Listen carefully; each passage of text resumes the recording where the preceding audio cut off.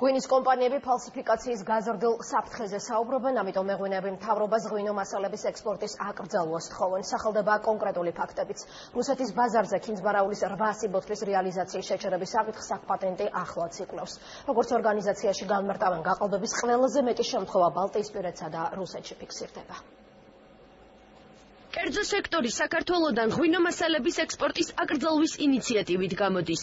როგორც ცნობილია, საკითხზე მუშაობა მთავრობაშიც მიმდინარეობს. ღვინის ეროვნულ სააგენტოში განმარტავენ, რომ ჩამოსასხმელი ღვინო საქართველოდან რამდენიმე ქვეყანაში გადის, თუმცა რამდენი ბოთლი ღვინო ჩამოისხმება, ამის კონტროლი საკმაოდ რთულია.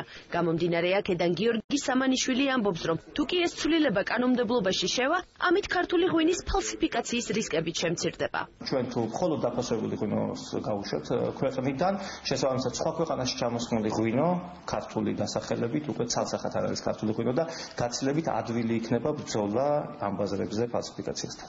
რამდენად ხშირია ქართული ღვინის წარმომავლობის გაყალბებისა და ფალსიფიკაციის შემთხვევები. საკითხის გარკვევას დღეს მოამბე შეეცადა.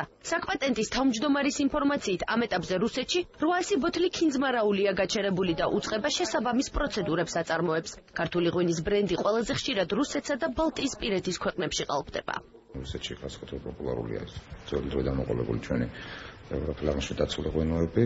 არის შემთხვევები, ქონდა შემთხვევები და მუშაობდნენ შემთხვევებზე ბალტიისპირეთის ქვეყნებში, ესტონეთში მაგალითად იყო რამდენიმე შემთხვევა, როდესაც სუპერმარკეტებში იყიდებოდა ქინძმარაულის და ხვანჭკარისთვის გავსი დასახელებებით ქონდა ღვინოები და სხვადასხვა პოლონეთშიც არის რამდენიმე შემთხვევა, არის იმ ქვეყნებში ძირითადად სადაც ქართულ ღვინოს იცნობენ. ამ ბოლოს უფრო აქტუალურად წამოვიდა არა ფალსიფიკაცია პირდაპირ, არამედ მიმსგავსება ქართულ დასახელებებზე. მაგალითად ასხამენ სხვა ქვეყნის ღვინოს, სახელიც ნამდვილი ქვია, რაჯიშისგანაც ან რა ღვინოც არის ის დასახელება აქვს, მაგრამ წარწერები არის ქართული ან ქართულთან მიმსგავსებული რაღაც იმ სტილისტიკის, იმიტომ რომ იმ ქვეყნებში სადაც მომხმარებელი იცნობს და აფასებს ქართულ ღვინოს, ეს წარწერები უკვე საკმარისია იმისთვის, რომ იყიდოს ეს ღვინო. ამ შემთხვევაში მიმართავს სასამართლოს გამოძიებას ან ქვეყნების მიხედვით სხვადასხვა ინსტანციას. შუხმან ვაინში ამბობენ, რომ მსგავსი პრობლემის წინაშე მათი კომპანია არ დამდგარა. გენერალური დირექტორის თქმით, მნიშვნელოვანია სახელმწიფომ საექსპორტო პროდუქცია, მათ შორის ღვინო მასალებიც მკაცრად გააკონტროლოს, რათა საექსპორტო ბაზრებზე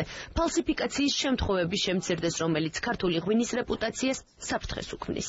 იყო საუბარი რამოდენიმე თვის წინ, რომ შეიქმნას ლოტები, მიენიჭეს ლოტები, კოდი შესაბამის პროდუქტს, რომ მისი მიკვლევადობა იყოს ადვილი. ალბათ ვფიქრობ, რომ მიკვლევადობის პროექტის ფარგლებში შესაძლებელი იქნება ამის მინიმირება. მიუხედავად ფალსიფიკაციის არაერთი შემთხვევისა, ქართული ღვინო მსოფლიო ბაზრებზე უფრო და უფრო პოპულარული ხდება.